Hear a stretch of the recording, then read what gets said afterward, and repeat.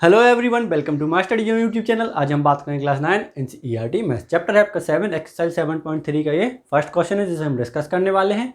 तो देखते हैं क्वेश्चन क्या है, इसको सॉल्व करेंगे, क्वेश्चन को समझेंगे और डायग्राम का थोड़ा एनालिसिस करेंगे। उसके बाद मैं आपको क्वेश्चन समझाने की कोशिश करूँगा, ठीक है।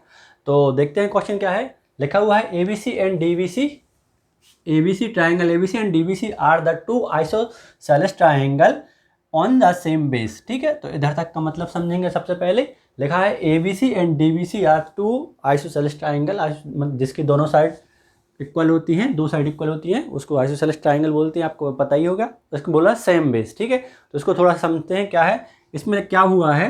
डायग्राम में आप देखेंगे इसको क्या लिखा है, ये लिखा है BC और क्या लिखा है इधर पर ABC। इधर कोई पॉइंट है A, ठीक है। तो एक ट्राइंगल आपका कुछ इस तरीके से बना हुआ है, ठीक है। और एक पॉइंट यहाँ तक कहीं सेंटर में है D पॉइंट, तो एक पॉइंट आपका कुछ इस तरीके से ऐसा ट्राइंगल बने हुए हैं। तो इसमें क्या है, बेस इसमें कॉमन है और बाकी रिमेनिंग साइड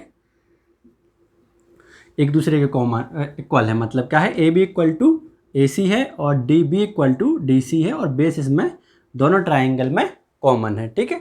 तो क्या लिखेंगे इसको, ये आपको डायग्राम आपको समझ में आ गया हो तो इसको सॉल्व के साथ गिवन में भी लिख लेंगे। तो इधर सॉल्व करेंगे और लिखेंगे गिवन में लिख लेंगे अपन क्या, AB equal to AC and DB equal to DC, ठीक है। ये हो गई दोनों। इसके आगे क्या करेंगे, अब इसको सॉल्व करेंगे। आगे लिखेंगे the vertex A and D on the same side of BC। तो वर्टेक्स A एंड D और सेम साइड ऑफ BC का मतलब क्या है कि मान के चलिए ये BC साइड है, B एंड C साइड है, तो इसका मतलब है सेम साइड है। इसका मतलब ये नहीं है कि ये D इस पॉइंट पर है और A कहीं इधर हो, तो ये दोनों अपोजिट साइड में हो जाएंगे ना। तो ये दोनों सेम साइड में है, मतलब जिस साइड है या तो ऊपर साइड या नीचे साइड, ठीक है। तो सेम साइड का मतलब है एक ही साइड में। तो क्वेश्चन में थोड़ी सी वीडियो लंबी हो जाएगी क्योंकि इसमें 4 क्वेश्चन है, 1 क्वेश्चन के अंदर एक तो 4 क्वेश्चन है इसके अंदर। तो देखेंगे अगला, आगे लिखेंगे and AD the extended point BC। AD को क्या किया है, AD जो लाइन है इधर से लेके इधर तक की AD को इसको एक्सटेंड किया गया है पॉइंट P तक, ठीक है। और क्या किया, इंटरसेक्ट कर रही है कहाँ पर, पॉइंट P पर, ठीक है। तो A टू D जो ट्राइंगल बन रहा था, A से जो एक लाइन आई इधर पर A पॉइंट से, इधर पर D आई, D से और आगे बढ़ा गया P तक, और जो लाइन BC पर कहाँ पर है, P पॉइंट पर इंटरसेक्ट कर रही है, ठीक है। तो इस तरीके से आपका ये डायग्राम है जिसमें AB इक्वल टू AC और DB इक्वल टू DC गिवन है, ठीक है, आइसोसेलेस ट्राइंगल के चक्कर में, ठीक है। अब आगे सॉल्व करेंगे। क्या सॉल्व हमें करना है, सबसे पहले सॉल्व करेंगे ट्राइंगल ABD कॉन्ग्रुएंट प्रूव करना है ट्राइंगल ACD की।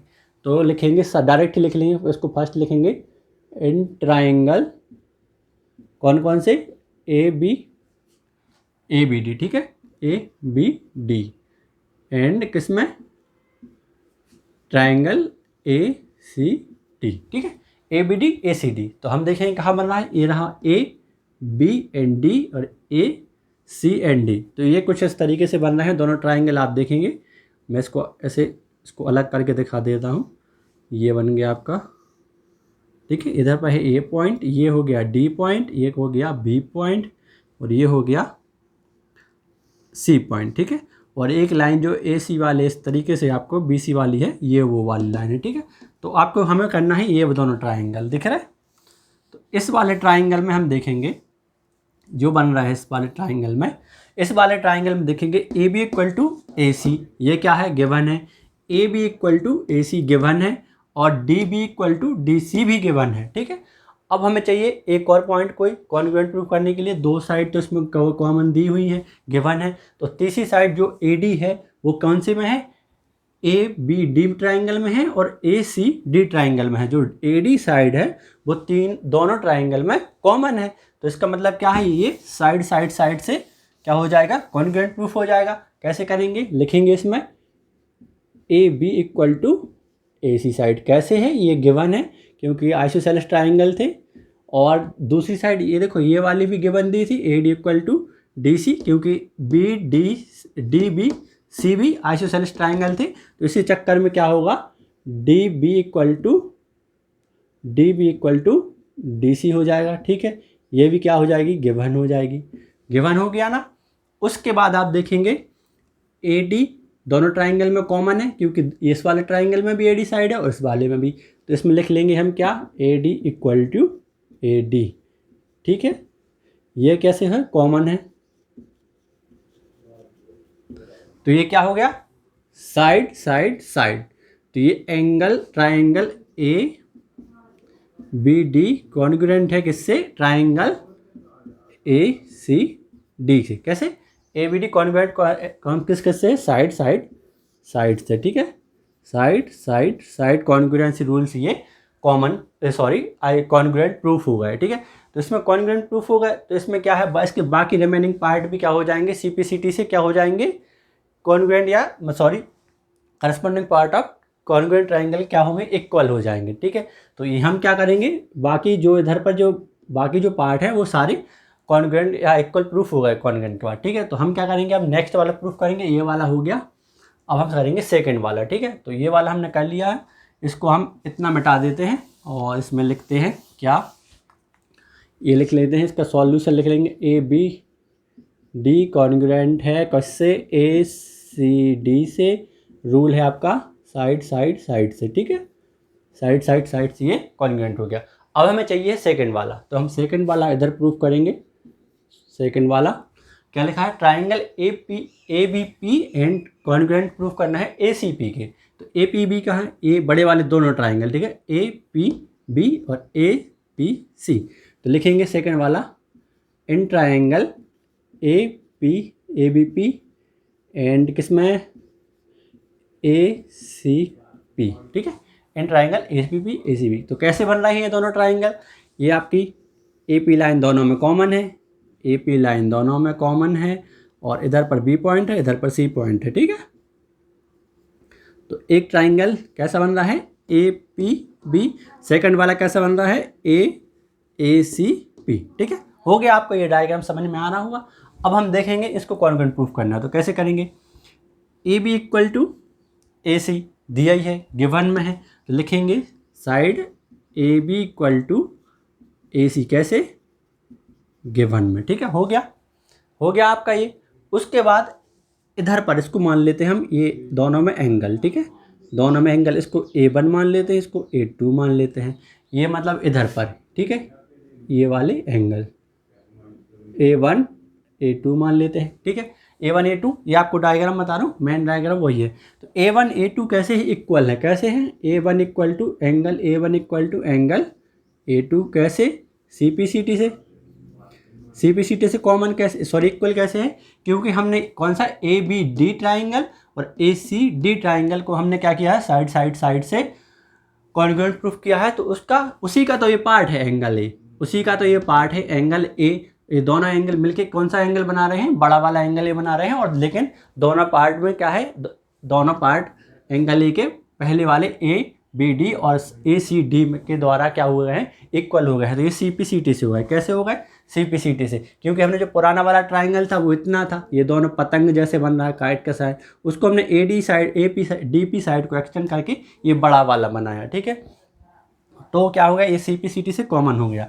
और इसी में आपको देखेंगे AP कॉमन है, क्या है, AP में, दोनों ट्राइंगल में। ठीक है, तो साइड AP कॉमन है AP से, कैसे, कॉमन साइड है, दोनों ट्राइंगल में आती है। ठीक है, दोनों ट्राइंगल में कॉमन साइड है, तो ये वाला किससे हो जाएगा कॉन्ग्रुएंट, तो हम बोल सकते हैं ट्राइंगल ACABP कॉन्ग्रुएंट है किससे, ट्राइंगल ACP से, किससे, साइड एंगल साइड से। ये हो गया क्या, आपका कॉन्ग्रुएंट प्रूफ हो गया। ठीक है, कॉन्ग्रुएंट प्रूफ हो गया, कंफ्यूज नहीं होना, आपको बिल्कुल कंफ्यूज नहीं होना है, आपको इसको देखना है। आपको A1 A2 हमने दोनों एंगल में अलग अलग नाम रख लिए हैं क्योंकि आपको समझ में नहीं आएगा। देखो फर्स्ट वाले में क्या किया था, कुछ इस तरीके से अपने ट्राइंगल बन रहे थे ना, इस तरीके से, जो फर्स्ट वाला हमने ये वाला प्रूफ किया था, तो इधर A1 इधर A2 A पे तो बन रहा था, और इधर से क्या था, इधर D पॉइंट था, इधर B पॉइंट था, इधर C।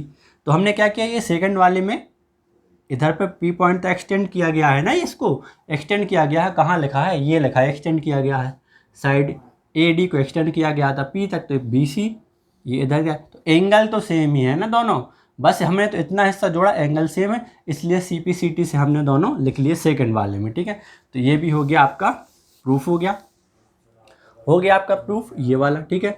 तो इसके भी क्या होंगे, सारे part corresponding part of congruent triangle के रूल से सारे पार्ट इसके रिमेनिंग इक्वल हो जाएंगे। अब हमें चाहिए थर्ड, हमें थर्ड लिखा है A P bisector as well A and as well D, ठीक है। तो क्या है, ए पी जो लाइन है आपकी, ए पी लाइन है वो एंगल ए का बाइसेक्टर है। ए पी जो लाइन है ए का बाइसेक्टर है और साथ ही साथ एंगल डी का भी बाइसेक्टर है। तो ए का बाइसेक्टर तो हमने प्रूफ कर दिया, ये दोनों ट्राइंगल को कॉन्ग्रुएंट करके प्रूफ कर लिया, क्योंकि A one equal to A two इधर पे आ रहे थे ना। तो A one equal to A two क्या है, एंगल ए के ही दो पार्ट हैं जो इक्वल हैं। दो इक्वल भागों में क्या करता है बाइसेक्टर, क्या करता है दो इक्वल पार्ट में डिवाइड करता है, इसलिए क्या है ये दोनों ए पर। तो ए वाला तो प्रूफ हो गया, लेकिन हमें चाहिए है डी वाला, ठीक है। तो डी वाले में हम इधर पर थर्ड वाला सॉल्व करेंगे इधर पर, ठीक है। ये हो गया था फर्स्ट, सेकंड और थर्ड वाला हम इधर पर करेंगे। तो ए वाला तो हो गया, ठीक है। एंगल ए का तो बाइसेक्टर हमने कर चुके हैं प्रूफ, ठीक है, क्योंकि angle A equal to angle A one equal है एंगल ए टू के, हमने इधर पर किया, ये सी पी सी टी से इधर भी लगाया। अब हमें चाहिए है डी वाला, इसके लिए दो वाले रूल हैं, ठीक है। या तो हम ट्राइंगल डी बी सी को कॉन्ग्रुएंट प्रूफ कर लें, या फिर हम लाइन वाली प्रॉपर्टी लगा लें। तो हम कॉन्ग्रुएंट ही प्रूफ करते हैं, लाइन वाली भी प्रॉपर्टी लगा कर देख सकते हैं। तो अब मैं आपको दोनों ही दिखा देता हूँ, ठीक है। तो हम क्या करेंगे कि मान के चलते हैं कि ए पी जो लाइन है, ए पी लाइन है, लाइन इस तरीके से है, ठीक है। तो इस पर जो एंगल बनता है कितना बनता है 180 डिग्री का बनता है, लीनियर एंगल होता है। क्या होता है, लीनियर एंगल है। ए पी लाइन है ए और इधर पर पी, ए पी लाइन है, लीनियर एंगल बनता है। इससे क्या लिखा है, इससे एक पॉइंट था डी, इधर पर बी और इधर पर बन रहा था सी। कुछ इस तरीके की ट्राइंगल बन रहा था ना आपका, इस तरीके से कुछ, ठीक है। तो ये लाइन का एंगल तो 180 है। तो ये दोनों ट्राइंगल तो हम ए बी डी और ए सी डी दोनों को क्या कर सकते हैं, कॉन्ग्रुएंट प्रूफ कर चुके हैं। इसका मतलब है एंगल ए डी इधर पर डी इक्वल हो जाएगा एंगल ए डी सी से, इस साइड वाले से इक्वल हो जाएगा, ठीक है। तो A D C A D B और ए डी सी, ठीक है। तो इस साइड वाले का जो बचा हुआ रिमेनिंग एंगल है इधर पर, ठीक है, इधर पर ये वाला। तो ये तो 180 की लाइन है, 180 की लाइन है पूरी कंप्लीट। तो क्या करेंगे हम 180 minus angle A D B कर देंगे। तो ये वाला इस साइड वाला पार्ट आ जाएगा ना, ये वाला, क्योंकि ये तो ए डी बी है, ए डी बी। और इस वाले में क्या करेंगे, इक्वल लिखेंगे किसके 180 माइनस ए डी सी। तो इस वाला पार्ट आ जाएगा, ये वाला तो हमने माइनस करेंगे तो ये वाला पार्ट आ जाएगा, ठीक है। तो ये हो गया ना आपका 180 माइनस ए डी बी इस साइड का और 180 माइनस ए डी सी इस साइड वाला। तो ये वाले पार्ट दोनों आ जाएंगे। ये 180 में से ये डी एंगल इस साइड का हट जाएगा और इस साइड का हट जाएगा, तो ये वाले तो बचेंगे ही ना। तो इसमें क्या हो जाएगा, दोनों इक्वल ही रहेंगे। तो इक्वल होने के बाद भी क्या है, डी एंगल के दो इक्वल पार्ट हैं, ठीक है। तो इससे क्या होगा, ये भी बाइसेक्टर प्रूफ हो जाएंगे। लेकिन क्या है, ये थोड़ा सा लंबा आपको समझ में नहीं आएंगे, इसलिए हम क्या करते हैं डी एंगल को कॉन्ग्रुएंट प्रूफ करने के लिए इसको बाइसेक्ट प्रूफ करने के लिए डी वो मान लेते हैं, क्या मान लेते हैं, ट्राइंगल डी बी सी को मान लेते। तो ये वाला तो हो गया था, इसको थर्ड को सॉल्व कर रहे हैं तो हम इधर मान लेते हैं, इधर इस वाले एंगल को, इसको मान लेते हैं D1, इसको मान लेते हैं D2, ठीक है। इसको D1 D2, ठीक है, इसको मान लिया हमने। अब हम कर लगते हैं इन ट्राइंगल, कौन सा, डी बी पी एंड किसमें डी पी सी, ठीक है, in triangle D B P and D P C में, ठीक है। तो क्या लिखेंगे, D B equal to D C, congruent proof करके करेंगे उसको, ठीक है। तो D B equal to D C, कैसे, गिवन है, गिवन साइड है। उसके बाद लिखेंगे क्या, D P equal to D P, कैसे, कॉमन साइड है, क्या कॉमन साइड है ना, कॉमन साइड है। उसके बाद B P equal to C P, ठीक है,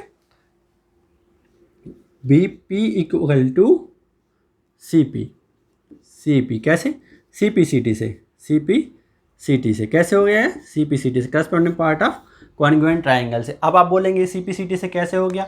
CPCT से इसलिए हो गया क्योंकि हमने सेकंड वाला में प्रूफ किया है ट्राइंगल ABP, सेकंड वाला में प्रूफ किया है ट्राइंगल ABP और ACP। तो ABP ACP दोनों कॉन्ग्रुएंट हो गए, तो BP एंड CP दोनों ट्राइंगल की साइड्स हैं, तो क्या होगा? ये भी CPCT से इक्वल हो जाएंगे। तो इससे क्या हो जाएगा कि ये ट्राइंगल साइड से कॉन्ग्रुएंट हो जाएंगे। कौन कौन से? ट्राइंगल DBP कॉन्ग्रुएंट हो जाएगा किससे? ट्राइंगल TPC से। तो इससे क्या होगा? इससे इक्वल हो जाएगा D1 equal to angle D1 equal to angle D2, ठीक है। एंगल D1 इक्वल हो जाएगा एंगल D2 के। कैसे? CPCT से हो जाएगा ये।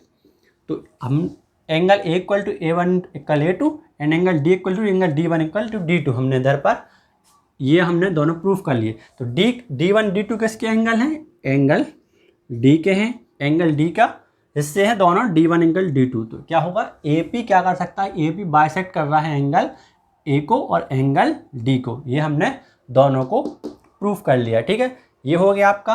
इसको हम करेंगे अब फोर्थ वाला करना है, ठीक है। तो फोर्थ वाला करने के लिए क्या करेंगे? हम थोड़ा सा रफ करेंगे इस वाले को, या इस वाले को कहीं को भी रफ करेंगे। तो करके देखते हैं। लिखा है AP is a perpendicular bisector of BC। तो AP is a perpendicular bisector of BC चाहिए। तो देखो इधर पे करेंगे, फोर्थ वाले को हम इधर सॉल्व करने की कोशिश करते हैं आपको दिखाने के लिए फोर्थ को। तो AP equal to perpendicular bisector AB equal to BC। तो हमने क्या किया है? AP साइड जो ट्राइंगल ABP और ACP में क्या है बनाया है, तो इसमें BP इक्वल टू CP आ गया, ठीक है, जो कि हमने इधर भी लिया है। तो बाइसेक्टर तो हो गया, AP बाइसेक्टर तो हो गया कि दो BC को दो इक्वल पार्ट में डिवाइड कर रही है। तो इसको हम लिख सकते हैं BP equal to CP। Bisector तो है लेकिन परपेंडिकुलर चाहिए हमारे लिए, परपेंडिकुलर चाहिए। तो इसके लिए सॉल्व करने के लिए क्या करेंगे? देखेंगे, देखो जो BC लाइन है आपकी, इधर पर देखो ये P एंगल बन रहा है, इधर पर P1, इधर पर P2 मान लेते हैं और इधर पर P1 एंगल मान लेते हैं, ठीक है। तो P1 एंड P2 दोनों ही कहाँ पर? BC लाइन पे बन रहे हैं। तो लाइन का एंगल कितना होता है? 180 डिग्री का होता है। किसी भी लीनियर लाइन का एंगल कितना होता है? 180 होता है। ये BC लाइन है, इधर पर 180 का एंगल है और P1 और P2 दो एंगल बन रहे थे। कौन से? AP साइड से, ठीक है। AP साइड से दो एंगल बन रहे थे। तो क्या है कि 180 है और P1 इक्वल टू P2 भी है। कैसे है? CPCT से, क्योंकि ACP और DBP का ही एंगल है, बाकी एंगल हैं जो CPCT से इक्वल है। तो क्या है इसमें? क्या लिखेंगे? P1 इक्वल है P2 की, ठीक है। तो इसमें क्या होगा? P1 प्लस P2 इक्वल हो जाए किसके? 180 के। तो जब P1 इक्वल है P2 के तो इसको हम क्या मान लेते हैं? कन्फ्यूजन ना हो तो दोनों की वैल्यू हम x मान लेते हैं। P1 की वैल्यू भी x है और P2 की वैल्यू भी x ही मान लेते हैं, ठीक है, क्योंकि दोनों इक्वल हैं। तो P1 की वैल्यू भी x है, P2 की वैल्यू x है। तो इधर पे आ जाएगा x plus x equal to 180। फिर आ जाएगा, क्या हो जाएगा? इधर पे हो जाएगा 2x इक्वल टू 180, ठीक है। फिर इधर थोड़ा सा सॉल्व करेंगे। 2x equal to 180, 2x equal to 180। फिर x इक्वल टू क्या आ जाएगा? x इक्वल हो जाएगा 180 अपॉन 2। तो 2 1 जा 2, 2 9 जा 18 एंड 0 का 0। तो x इक्वल हो जाएगा 90 डिग्री। जब P1 एंड P2 की वैल्यू हमने x ही मानी थी, मतलब P1 की भी x है, P2 की x है, तो ये हो गया आपका 90 डिग्री का एंगल। 90 डिग्री का एंगल होने का मतलब क्या है? ये परपेंडिकुलर है। तो क्या है? ये परपेंडिकुलर भी हो गया, ठीक है। तो हमने इसको भी प्रूफ कर लिया। इधर पर हम लिखेंगे P1 इक्वल टू P2 और इक्वल x मान लेंगे। दोनों का किसको मानेंगे? लीनियर एंगल, ठीक है, लाइन पेयर ऑफ एंगल, ठीक है। लीनियर पेयर ऑफ एंगल भी लिख सकते हैं, लीनियर पेयर ऑफ एंगल्स, ठीक है। Angles P1 P2 linear pair of angle 180 का हो गया और दोनों की वैल्यू हमने x मान ली थी और x मान के हमने उसको प्रूफ कर दिया, तो ये 90 हो गया, ठीक है। तो 90 डिग्री का होना है मतलब परपेंडिकुलर होना, ठीक है। तो ये क्वेश्चन 4th वाला भी इधर पर ये कंप्लीट हो गया। तो थोड़ा सा वीडियो लंबी हो गई है। आई होप आपको समझ में आया हो। तो प्लीज़ वीडियो को लाइक कीजिएगा, चैनल को सब्सक्राइब कीजिएगा। Thank you.